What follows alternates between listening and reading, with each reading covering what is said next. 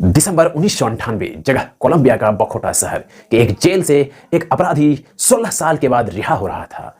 Police को लग रहा था कि यह अपराधी अपनी सजा पूरी करने के बाद वापस जा रहा है घर, शायद कोई अपराध नहीं करेंगे। मगर पुलिस का यह सोच, यह शक बिल्कुल गलत था। जैसे ही वह अपराधी बाहर जाता है जेल से, पुनः वह क्राइम की दुनिया में कदम रखता है और ऐसी दहशत फैलाता है कि पुलिस चौंक जाती है, मगर इस बार पुलिस उसे पकड़ नहीं सकती है। नमस्कार दोस्तों, स्वागत है आप सभी का फिर से Ranjit sir true crime series के एक नए एपिसोड में। आज जिस serial किलर के बारे में बताने वाले हैं, इस serial किलर का नाम गिनीज वर्ल्ड रिकॉर्ड बुक में भी दर्ज हो गया था। आप सोच सकते हैं कि कितनी खौफनाक है। तो आते हैं आज की सच्ची क्राइम स्टोरी पर। साल 1968 दक्षिण अमेरिका के कोलंबिया के बोगोटा शहर में एक कार आकर रुकती है। कार ड्राइवर को लघु शंका लगा हुआ था, इसलिए वह पेशाब करने के लिए झाड़ी के पीछे जाते हैं। झाड़ी तक अभी पहुंचे थे कि वह हैरान रह जाते हैं। वह दृश्य उसके सामने था। वह देखते हैं कि एक बच्ची का शव झाड़ी के पीछे पड़ा हुआ है। वह जल्दीबाजी में बगल के टेलीफोन बूथ में जाते हैं और पुलिस को इस बात की सूचना देते हैं। पुलिस आनन फानन में जल्दीबाजी में वह जगह पहुंचते हैं और देखते हैं कि सही में एक लड़की का शव पड़ा हुआ है और उसके बदन में एक कपड़े तक नहीं है। बड़ी बेरहमी से उसे मारा गया है। पुलिस जब उस शव का पोस्टमार्टम करते हैं तो यह रिपोर्ट आती है कि उसके साथ कुकर्म भी किया गया था मारने से पहले। मगर अभी कुछ दिन बीता ही था कि पुलिस को इसी तरह की और एक क्राइम की सूचना मिलती है। पुलिस जब वहां पहुंचती है तो वहां भी देखते हैं कि एक लड़की का शव पड़ा हुआ है। उसके शरीर में भी कपड़े नहीं हैं, सेम पहले की घटना जैसा, और उसी तरह बर्बरता के साथ उसे मारा गया है।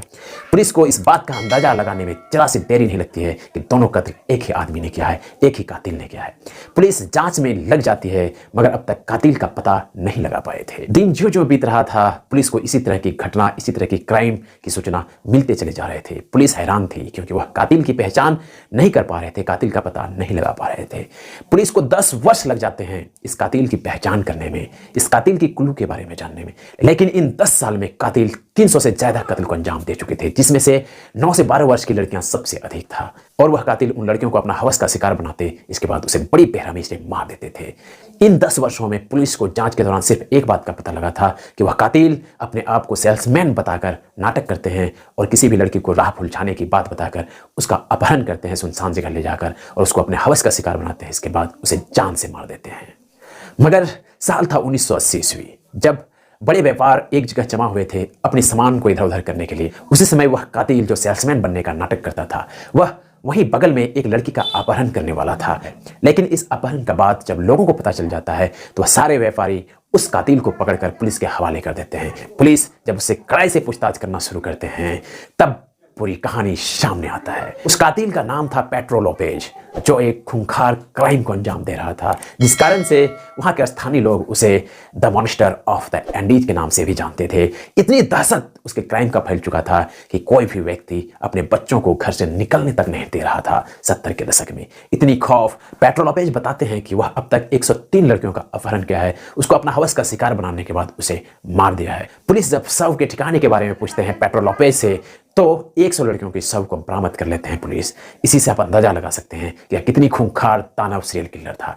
मगर यहीं तक उसकी क्राइम की हिस्ट्री नहीं था। वह आगे 300 से अधिक कत्ल करने की बात को कबूल कर लेते हैं। जब यह मामला अदालत तक पहुंचती है तो अदालत में जज भी यह बात सुनकर हैरान रह जाते हैं कि कोई एक कातिल इतने कत्ल को अंजाम कैसे दे सकते हैं। मगर वह कातिल इतने शातिर थे और वह सिर्फ 9 से 12 वर्ष के बच्चों को ही शिकार बनाते थे, जिस कारण से इतने कत्ल को अंजाम दिए थे। जज उस कातिल को 18 वर्ष की सजा सुनाते हैं। 18 वर्ष की सजा काटने के दौरान 16 साल में उसे रिहा कर दिया जाता है, उसके अच्छे बिहेवियर को देखते हुए, क्योंकि अब लग रहा था कि यह कभी भी अपराध नहीं करेंगे। मगर जैसे 1998 में बाहर जाते हैं तो फिर से वह अपराध की दुनिया में कदम रखकर अपराध करना शुरू कर देते हैं। आखिर इस कातिल ने इतने कत्ल क्यों किए, वजह जानने के लिए थोड़ा पीछे जाना पड़ेगा।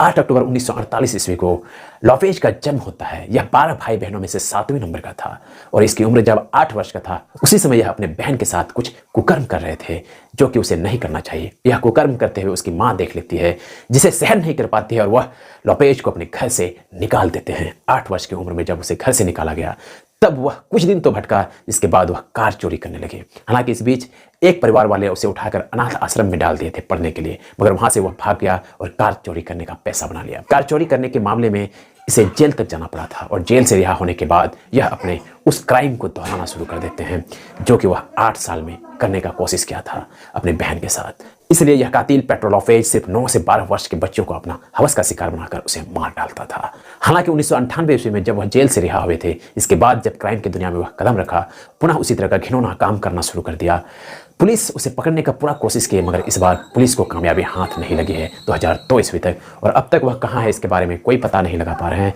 कोई कहते हैं वह मर गया है, मगर पेड्रो लोपेज की माँ की कहना है कि वह अब तक जिंदा है और वह उसी तरह का क्राइम कर रहे होंगे, क्योंकि मैं बचपन में ही उसे पहचान चुकी थी उसके नजरिए को।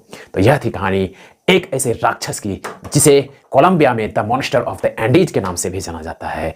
आप लोगों को कैसी लगी अपनी राय कमेंट सेक्शन में जरूर दीजिएगा, और इसी तरह की ट्रू क्राइम स्टोरी के लिए इस यूट्यूब चैनल को सब्सक्राइब जरूर कर लीजिएगा, ताकि इस तरह की सच्ची क्राइम स्टोरी मिलती रहे। मिलते हैं किसी और कहानी में। धन्यवाद।